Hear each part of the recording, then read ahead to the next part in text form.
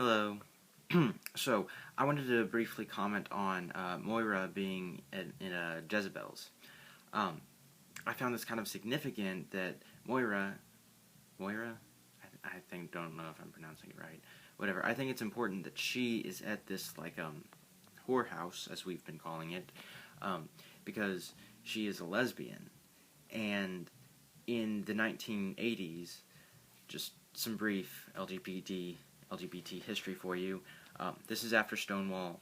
This is after all the riots. And in the 80s was the time where there's a lot of not only gay rights movement stuff happening, but a lot of feminism and lesbians especially. There were a lot of underground, I say underground, but very particular articles geared towards lesbians and feminists, written by lesbians and feminists.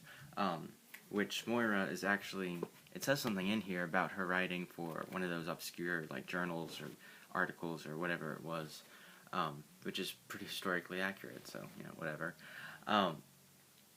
But a lot of times,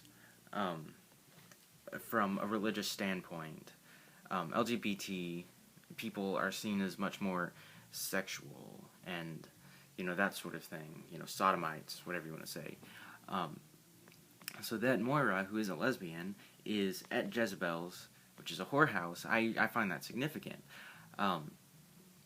It could be Margaret's way of kind of commenting on the kind of hypocrisy that's going on in the Republic of Gilead's commanders, whatever you want to say, that they are against, lesbians. And I think on the wall there were, two men who were caught together or something like that. I don't remember what it says, but of course there's some implications there. But that she is associated with sexuality and bad sex, if you want to say that, that she is at this place where the leaders and the commanders will come to have sex with the prostitutes.